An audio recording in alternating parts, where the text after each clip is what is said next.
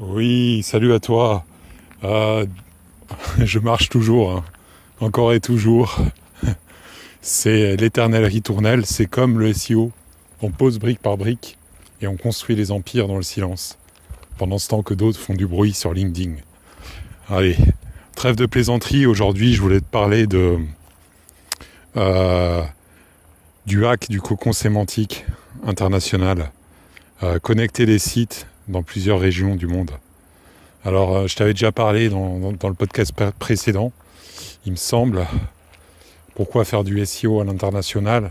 Je t'avais expliqué les raisons d'aller sur des marchés euh, émergents ou des marchés matures comme les USA sur de la micro-niche. Et là, j'aimerais peaufiner mon analyse en allant un peu plus loin, en détaillant un peu plus ce que je voulais te dire, notamment sur pourquoi penser global avec un cocon. Ça, c'est le premier point. Ensuite, on aura un deuxième point, comment connecter les entités entre elles. Quelles sont les astuces pour que la connexion entre entités soit efficace aujourd'hui. Et on aura dans ce podcast un troisième volet qui est l'effet domino. En fait, comprendre en quoi l'interconnexion de plusieurs sites, plusieurs entités donne de la force globale à la structure, comme un architecte qui construit un château fort, c'est pareil. C'est parti, on va voir de quoi il en retourne. Alors, pourquoi penser global avec un cocon? Je te dirais la raison numéro 1, c'est que chaque région a son terrain algorithmique. Et retiens bien ça, chaque région du monde, chaque SERP a son terrain algorithmique.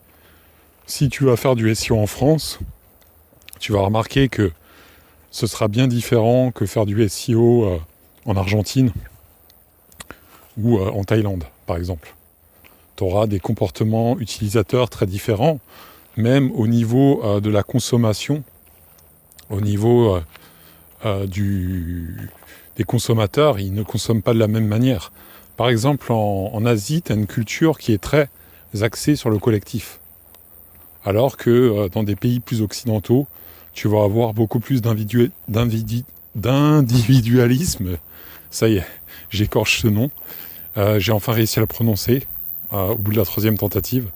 Comme quoi, je suis plutôt collectif alors. Hein.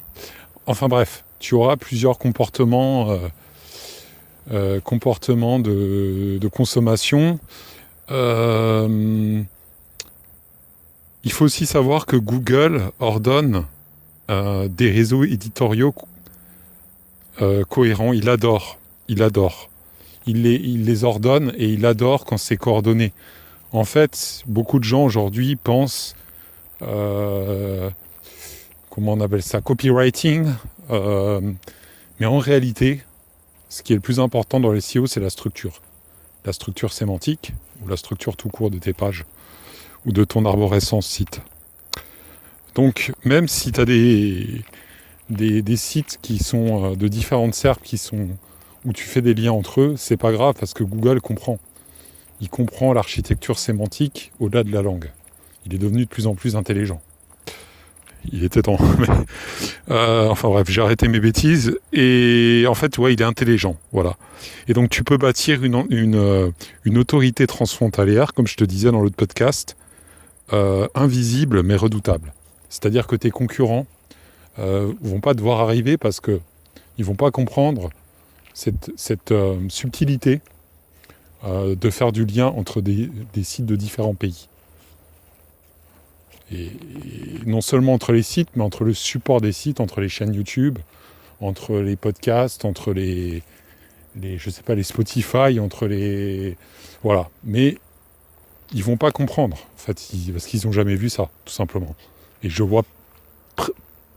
j'ai jamais vu personne faire ce que je te dis, hein, que moi je fais. Donc voilà. Enfin, à part les grands médias, mais ça c'est une structure intersite peut-être. Ensuite, on vient au point numéro 2.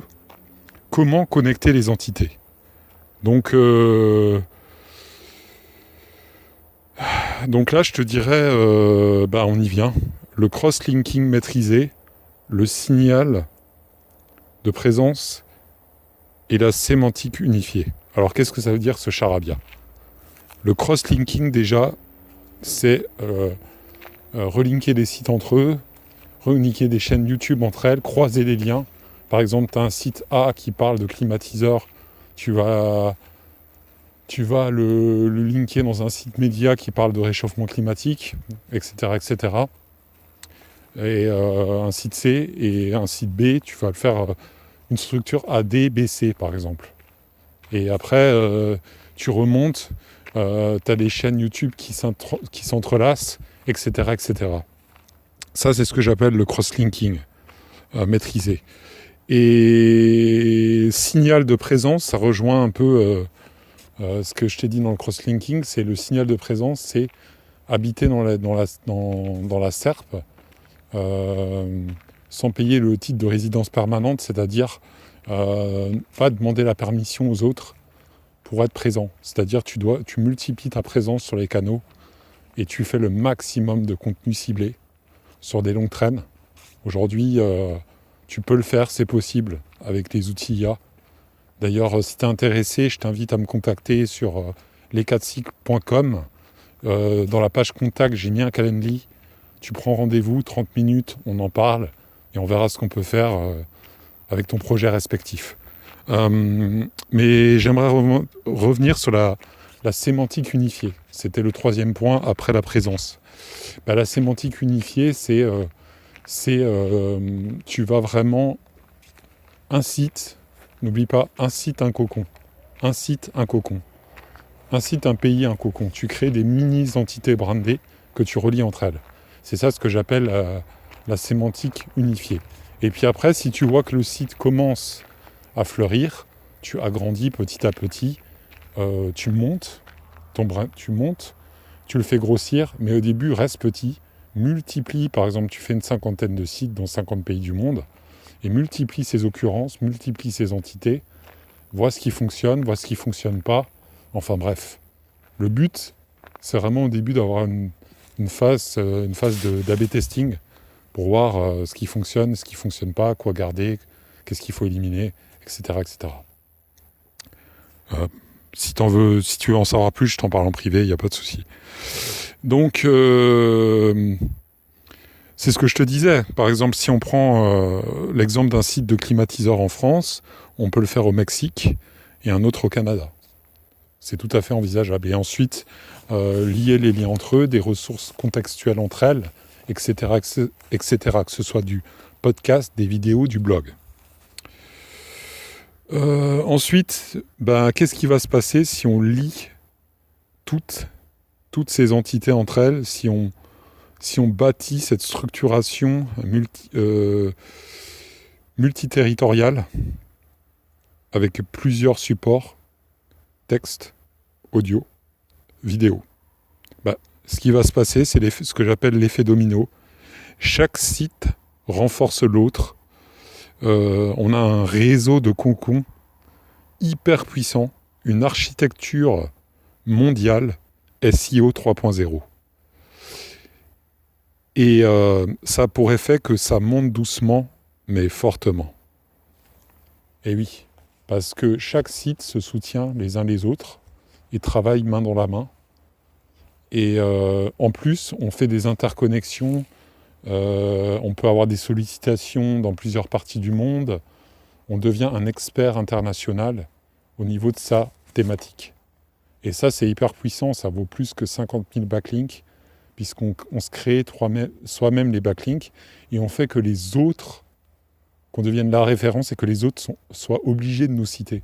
Ils vont nous citer.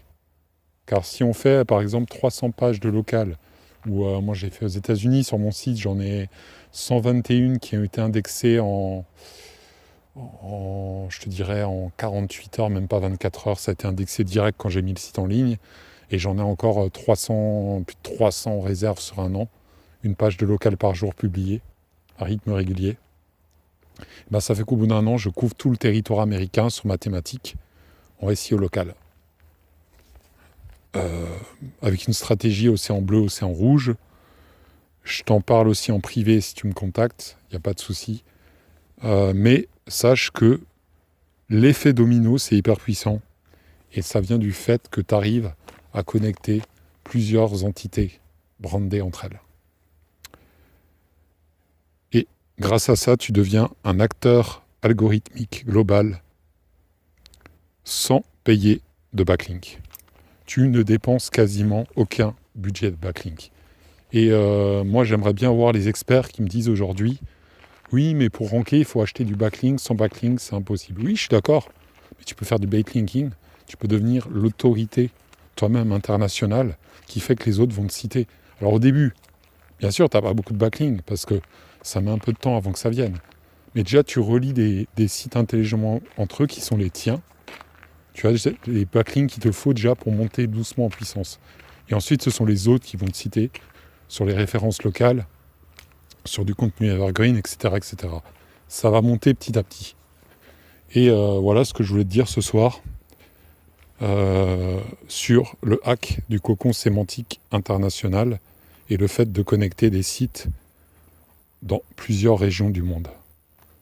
Donc du coup, là, on est le 14 juillet, tu vois, je me balade, on a un village ici. Il est 23h40 et c'est calme, hein. On dirait pas qu'on va lancer des feux d'artifice. Nous aurait-on menti. Tu vois, ça aussi, c'est la surprise du soir. Non. Mais écoute, si ça t'inspire, ce que je viens de te dire, contacte-moi, n'hésite pas. Si ça t'inspire pas, tu peux aussi me le dire en commentaire. Hein. On n'est pas tous d'accord sur la manière de bosser. Mais je sais que je vais m'attirer encore les foudres des vendeurs de liens. Parce que ça va faire jaser ce que je raconte. Enfin, je m'en fous parce que j'ai des résultats avec ça. Je tire très bien mon épingle du jeu avec ce que je te dis. Et je sais ce que je fais. Mais par contre, il faut avoir derrière une détermination à toute épreuve, une organisation béton et une vision long terme. Si tu n'as pas ça, tu ne peux pas réussir dans le fait de devenir une référence internationale, déjà une référence dans ta niche, sur ton marché local. Mais il faut avoir des ambitions dans la vie et tu peux largement vivre très bien du SEO en 2025.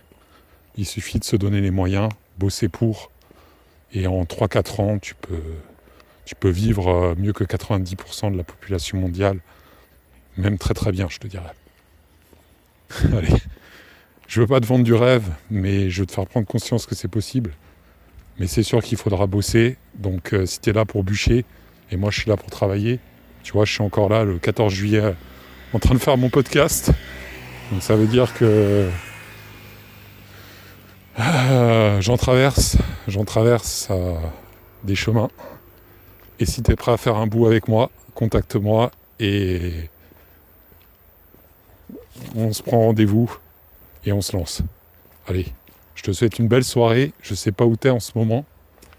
Si tu es en vacances, bonnes vacances. Si tu fais du travail, je te souhaite que ce soit fructueux. Et nous, on se retrouve dans un prochain podcast. Allez, ciao, ciao.